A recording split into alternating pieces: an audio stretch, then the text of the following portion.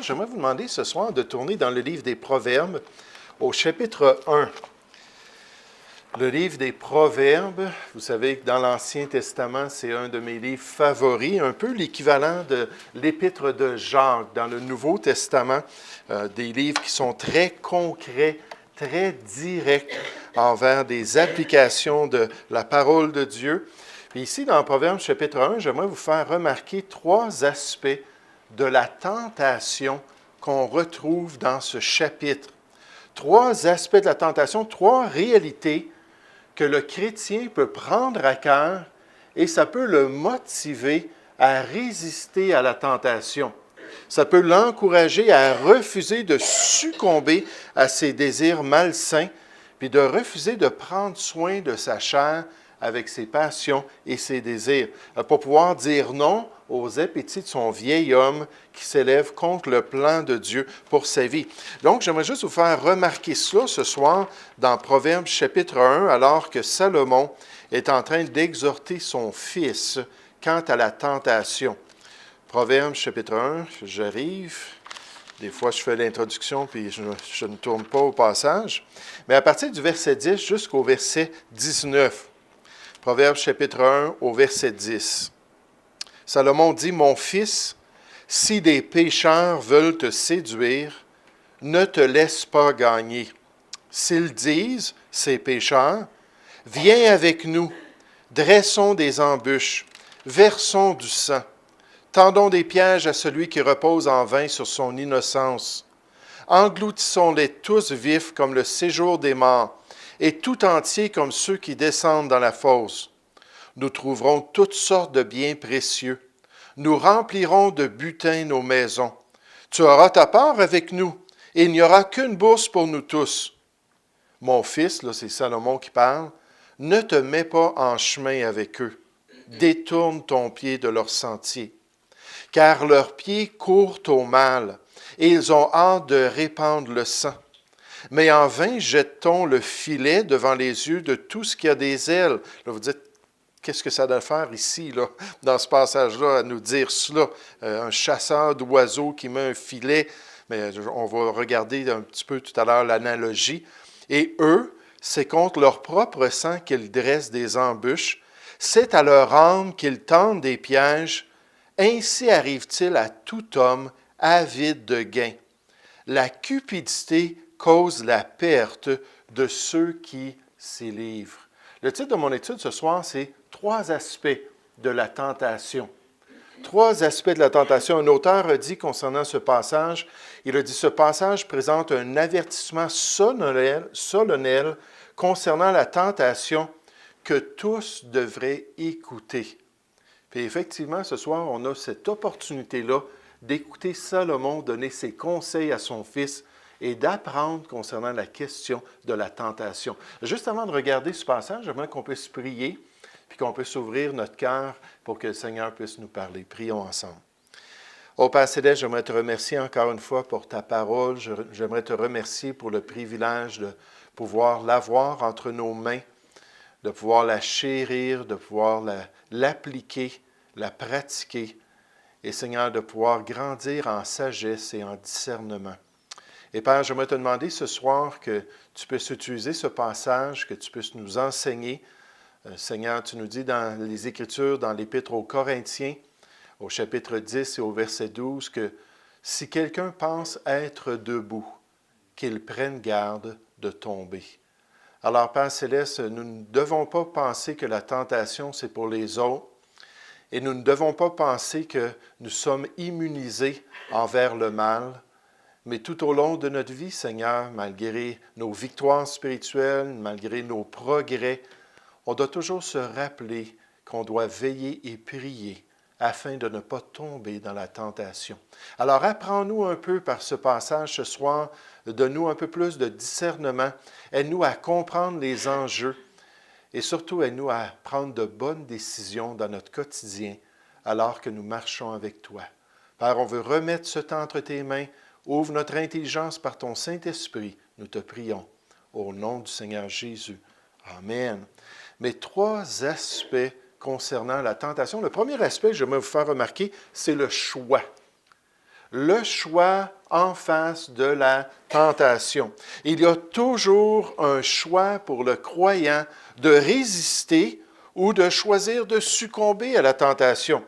Il faut que le chrétien soit régulièrement conscientisé devant ses responsabilités quant à la tentation, pour qu'il comprenne qu'il devra un jour rendre compte pour les décisions qu'il aura prises dans son cœur. Regardez au verset 10 comment on voit que Salomon présente à son fils le fait qu'il pouvait choisir, que ce n'était pas trop grand pour lui, que ce n'était pas trop imposant dans son cœur et qu'en fait, il devait déterminer quel genre de vie il voulait vivre ici-bas sur cette terre.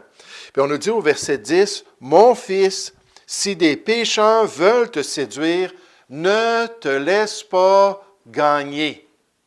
Sois prêt à dire non à la tentation. Sois prêt à résister à la séduction du monde. Sois prêt à renoncer au désir de ta chair lorsque tu es nécessairement conscient que c'est contraire à la volonté de Dieu. Dans Jean 4, au verset 17, on dit « Celui qui sait faire ce qui est bien et qui ne le fait pas commet un péché. » Lorsqu'on comprend le plan de Dieu, lorsqu'on sait ce que le Seigneur s'attend de nous, bien à ce moment-là, on est équipé pour pouvoir dire non. Comme Joseph, lorsque la femme de Potiphar dans l'Ancien Testament venait le voir et disait « Couche avec moi, couche avec moi, couche avec moi », quotidiennement, elle lui disait cela. Puis Joseph disait « Non, pas question. Je ne peux pas faire ça contre mon maître et certainement, je ne veux pas pécher ainsi contre mon Dieu. » Puis là, il s'est en allé, puis il s'est sauvé de cette tentation-là. Il a résisté. Regardez au verset 15. On nous dit « Mon fils, ne te mets pas en chemin avec eux. Détourne ton pied de leur sentier. » Puis un des grands thèmes dans le livre des Proverbes, c'est cette question-là du choix, puis de la liberté du croyant de suivre Dieu ou de suivre ce qui est mal aux yeux de Dieu. Puis continuellement, on donne des impératifs, continuellement, on donne des exhortations pour que la personne puisse savoir qu'il a un choix à faire. Vous savez, lorsqu'on regarde dans la Nouvelle Alliance, on s'aperçoit que Dieu répète cette vérité-là. Dans 1 Corinthiens 10, 13, on nous dit qu'il n'y a aucune tentation qui est survenue, qui n'ait été humaine et qui a été trop grande pour nous, trop difficile. On ne pouvait pas résister. Non, Dieu gère les tentations du croyant. Dans Romains 6, au verset 14, on nous dit « Car le péché, en tant que chrétien, si on est réellement sauvé, le péché n'aura point de pouvoir sur vous. » Puis au verset 12, on dit « N'obéissez pas à ces convoitises. Résistez et dites non au péché. » Dans Jean 8, au verset 36, Jésus dit « Si donc le Fils vous affranchit, vous serez réellement libres. » Puis il parle de ceux qui se livraient au péché et qui étaient esclaves du péché. Mais en Jésus-Christ, on est libérés et on est appelé à la liberté pour pouvoir vivre pour Dieu et accomplir la volonté de Dieu. L'importance de comprendre qu'on a toujours un choix, de ne pas justifier, de ne pas trouver des excuses, de ne pas passer le blâme sur l'autre. On a toujours un choix de faire ce qui est bien.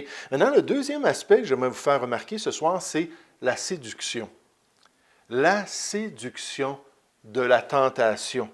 L'attrait puissant que le mal peut avoir pour un être humain.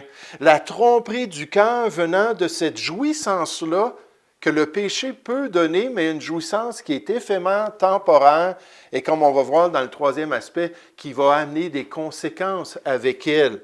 Mais ce mensonge-là, quant aux bienfaits qui viennent comme résultat de suivre les désirs de notre cœur, et de succomber à la tentation. Revenez avec moi au verset 10. On nous dit « Mon fils, si des pécheurs veulent te séduire. » Puis le mot « séduire » ici, ça veut dire te mentir, te tromper, te présenter quelque chose qui n'est pas la pleine réalité, comme le diable. Là. Et oui, il est le grand tentateur, mais jamais est-ce qu'il va nous présenter toute l'ampleur des conséquences qu'on aurait si on est prêt à suivre ces désirs-là qu'il nous propose. Puis de la même manière, il dit, s'ils veulent te séduire, ne te laisse pas gagner. S'ils disent, puis là on voit leur présentation des bienfaits de se livrer au crime. Oui, le crime paie d'après ce qu'eux présentent ici. Il dit, s'ils disent, viens avec nous, dressons des embûches, versons du sang, tendons des pièges à celui qui se repose en vain sur son innocence. Engloutissons-les tous vifs comme le séjour des morts et tout entiers comme ceux qui descendent dans la fosse. Nous trouverons toutes sortes de biens précieux. Nous remplirons de butin nos maisons. On va avoir du succès. On va devenir riche alors qu'on s'allie ensemble pour se livrer au mal. Tu auras ta part avec nous. Il n'y aura qu'une bourse pour nous tous. Mon fils, ne te mets pas en chemin avec eux. Détourne ton pied de leur sentier.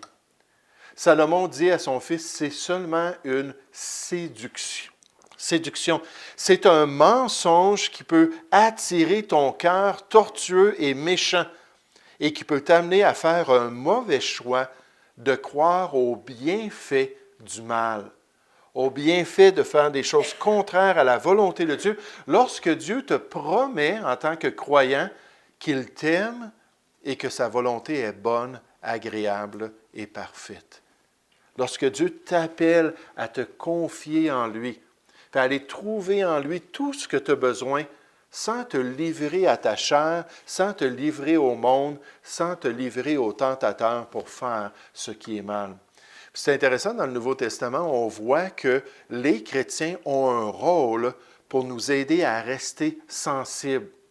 Les chrétiens ont un rôle dans notre vie pour nous aider à voir quand on s'en va dans la mauvaise voie puis nous dire « c'est pas une bonne chose pour toi ». Ce n'est pas quelque chose qui va t'aider. La Bible nous dit qu'il faut veiller les uns sur les autres. Pas sortir la loupe et regarder tous les défauts. Puis là commencer à dire à la personne tous les petits problèmes de sa vie. Non, pas probablement qu'on a une poutre dans notre œil pendant qu'on voit la paille dans l'œil de notre prochain.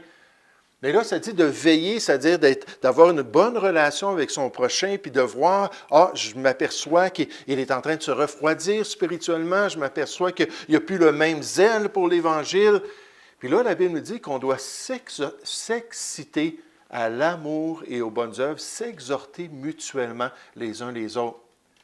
Et quand la tentation avec toute sa séduction vient dans notre vie, le fait qu'on est en communion avec des frères et des sœurs, ça peut nous protéger et nous garder de ça. Regardez dans Hébreux chapitre 3, comment on nous présente le rôle des autres chrétiens dans notre vie. Des fois, les chrétiens disent, oui, mais ça sert à quoi d'être en communion avec d'autres enfants de Dieu? Ça sert à quoi d'aller à l'Église? Ça sert à quoi de prendre du temps dans des relations avec d'autres chrétiens? Bien, il y a plusieurs raisons. Premièrement, c'est la volonté de Dieu. Puis l'Église, ce n'est pas une invention humaine, c'est l'Église de Jésus-Christ, c'est lui qui bâtit son Église et c'est le plan de Dieu. Mais deuxièmement aussi, il y a toutes sortes de bienfaits à avoir de la communion avec des gens qui aiment le Seigneur, pour nous aiguiser mutuellement, pour nous encourager, pour nous relever avec un esprit de douceur quand on tombe, puis nécessairement pour pouvoir se soutenir mutuellement. Serrer les coudes puis marcher ensemble dans les voies du Seigneur. Dans Hébreux chapitre 3, on fait le contraste avec l'Ancienne Alliance au verset 7. On nous dit, c'est pourquoi, selon ce que dit le Saint-Esprit, aujourd'hui, si vous entendez sa voix, n'endurcissez pas vos cœurs, comme lors de la révolte.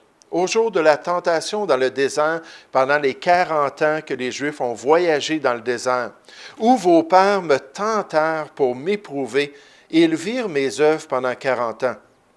Aussi, je fus irrité contre cette génération. Et je dis, ils ont toujours un cœur qui s'égare. Wow! Ça, c'est le verdict de Dieu concernant le peuple d'Israël dans la génération particulière qui est décédée dans le désert. Ils avaient toujours un cœur qui s'égarait. Un cœur qui était tortueux, qui déviait des voies de Dieu. Ils n'ont pas connu mes voies. Je jurai donc dans ma colère, ils n'entreront pas dans mon repos.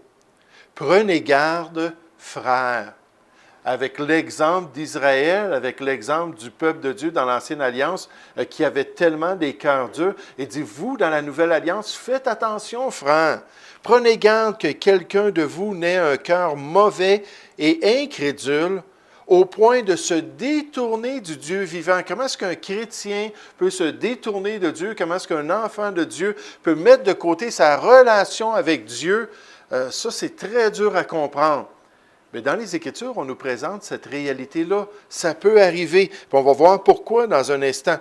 Mais là, on dit comme alternative au verset 13, « Mais exhortez-vous les uns les autres. » J'ai de la misère avec le mot « exhorter » ce soir. « Mais exhortez-vous les uns les autres chaque jour, aussi longtemps qu'on peut dire « aujourd'hui ». Une journée à la fois. Le fardeau d'une journée, c'est suffisant pour chacun de nous. Tant qu'on peut vivre une journée et qu'on peut glorifier Dieu, alors soyez disponibles. Mais ça dit tant qu'on peut dire aujourd'hui, afin qu'aucun de vous ne s'endurcisse par la séduction du péché. Et cet endurcissement peut nous amener à nous détourner de Dieu. Verset 14, « Car nous sommes devenus participants de Christ, pourvu que nous retenions fermement jusqu'à la fin l'assurance que nous avions au commencement, mais les uns les autres, de faire cela mutuellement les uns pour les autres, ça nous aide à rester dans les voies de Dieu puis à accomplir le plan de Dieu. 3 aspects de la tentation. Premièrement, le choix en face de la tentation. Il y a toujours ce choix. Deuxièmement, on voit la séduction ou la tromperie. Cette tentation-là qui nous présente des désirs qui peut attirer notre cœur, qui n'est pas parfaitement sanctifié parce qu'on a toujours une vieille nature. Et le dernier aspect que j'aimerais vous faire remarquer ce soir, c'est le coût. Le coût lorsqu'on succombe à la tentation. Revenez avec moi dans Proverbe chapitre 1. Le coût à payer lorsqu'on choisit de faire ce qui est mal. Lorsqu'on choisit de se détourner du plan parfait que Dieu avait pour nous et qu'on va se livrer au péché. Puis il y a un coût. Moi, je suis tellement reconnaissant que Dieu est lent à la colère et il est riche en bonté. Dieu est tellement patient. Dieu est tellement bon.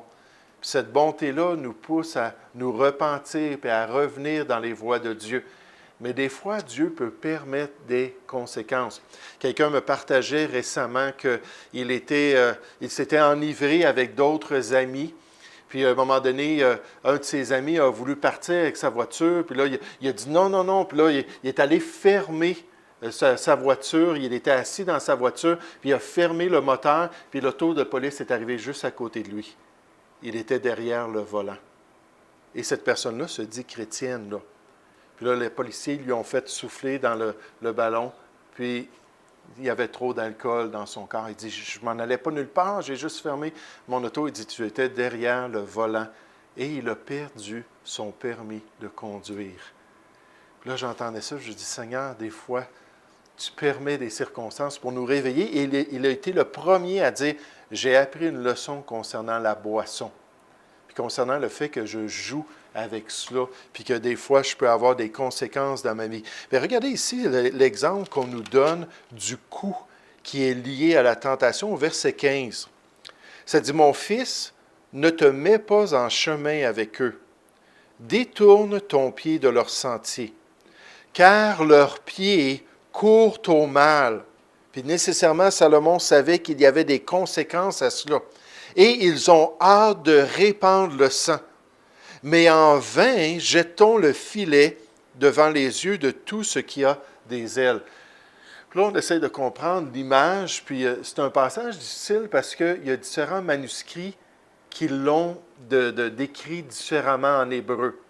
Mais l'image, c'est quelqu'un qui, effectivement, essaie un oiseleur, qui essaie d'attraper des oiseaux. Puis là, il envoie le filet pour pouvoir capturer des oiseaux. Puis quand les oiseaux s'en viennent, puis ils voient le filet se lever comme ça, leur réaction, ça va être de partir de tous les autres côtés pour essayer d'éviter de se faire attraper. Mais il dit, eux, ils ne voient pas le filet.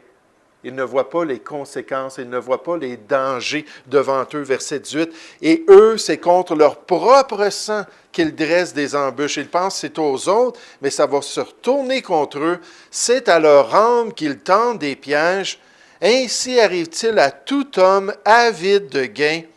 La cupidité cause la perte de ceux qui s'y livrent. Donc, mon fils, ne te mets pas en chemin avec eux. Il y aura des conséquences. Il y aura un salaire d'attaché au mal qu'ils sont en train de faire. Puis là, c'est Dieu ici qui est en train d'utiliser Salomon pour donner une mise en garde, pour aider les gens à réaliser que des fois, il va envoyer des conséquences dans notre vie.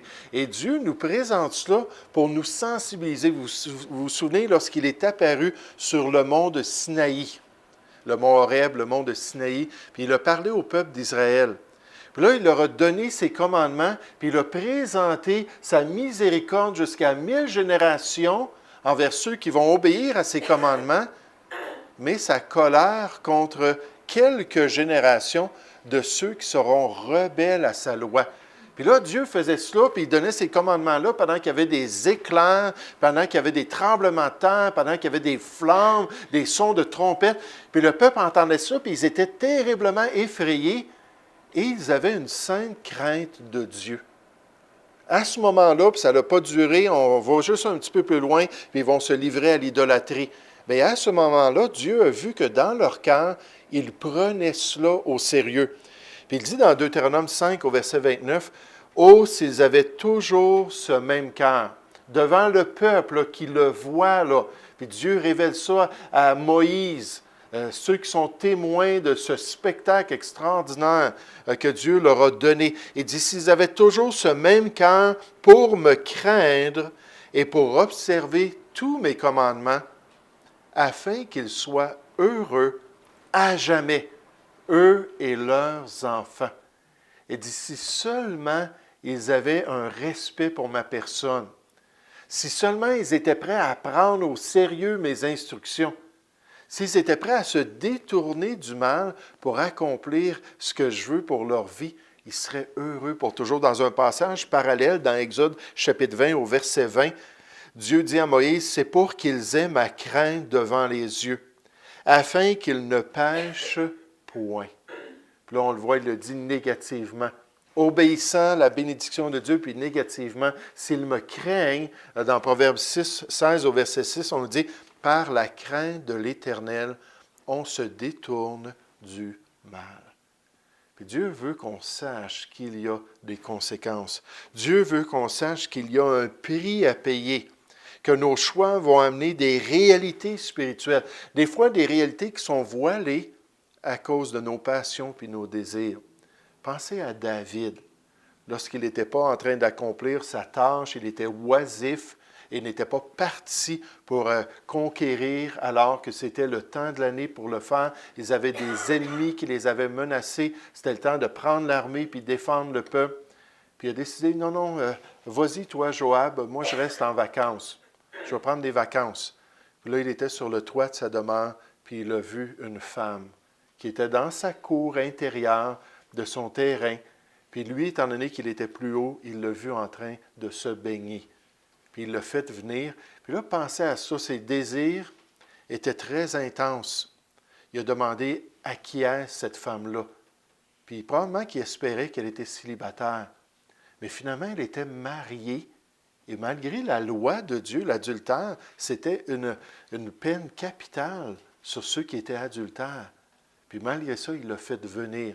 Il a commis l'adultère, puis il a fait tuer une personne. Puis non seulement ça, dans sa propre famille, puis on ne connaît pas toutes les répercussions, il y a 2 de ces garçons qui sont morts directement à cause de ce péché-là. Puis ça a eu un effet sur sa famille pendant longtemps. Puis donc, il n'était pas conscient de tous les enjeux parce qu'il était aveuglé par sa passion, aveuglé par ses désirs. Je pense à Salomon, qui a été qui a été juge en Israël pendant 20 ans, quand la plupart des bons juges l'étaient pendant 40 ans, le double de cela. Puis Salomon, lui, ça ne lui dérangeait pas de jouer avec le feu, d'avoir des relations illicites ici et là. Puis je ne pense pas que Salomon était conscient qu'un jour, il allait se faire couper les cheveux, il allait perdre la présence de Dieu puis la puissance de Dieu. On allait lui crever les yeux, puis il allait mourir dans un temple d'incirconcis.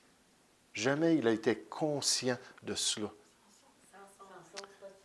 Salomon, oui, c'est Samson qui est écrit là. Ah non, j'ai marqué Salomon. Ah, c'est de la faute de mon crayon. Samson, non, effectivement, c'est Samson. Donc, désolé, Samson. Mais je pensais aussi à Géasi, le serviteur du prophète Élie, qui lui aussi était avare, il était cupide, puis il a eu la lèpre à cause de cela. Mais on voit toute cette réalité spirituelle-là. Et pour nous, en tant que chrétiens, ce qui est le plus important, malgré le fait que Dieu pardonne, malgré le fait que Dieu est patient, c'est que le péché, ça va affecter notre relation avec Dieu. Regardez en terminant dans Romains chapitre 8. Romains chapitre 8, comment le péché peut affecter notre relation avec Dieu. Romains chapitre 8. Dans les chapitres 5 à 7, l'apôtre Paul parle de la faiblesse humaine, même du croyant en face du péché. Puis il arrive dans le chapitre 8 pour présenter la victoire que Dieu donne grâce à la présence de l'Esprit de Dieu en nous. Mais il dit, malgré cela, au verset 5, « Ceux, en effet, qui vivent selon la chair, s'affectionnent aux choses de la chair, tandis que ceux qui vivent selon l'Esprit s'affectionnent aux choses de l'Esprit. » Donc, on peut semer pour la chair, puis la Bible dit qu'on va moissonner la corruption.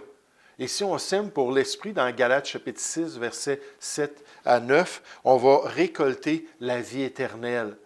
Donc, Dieu va nous donner de belles choses. Dites-moi ce que vous faites aujourd'hui ou ce que moi je fais aujourd'hui, puis je vous dirai ce que vous allez récolter dans l'avenir.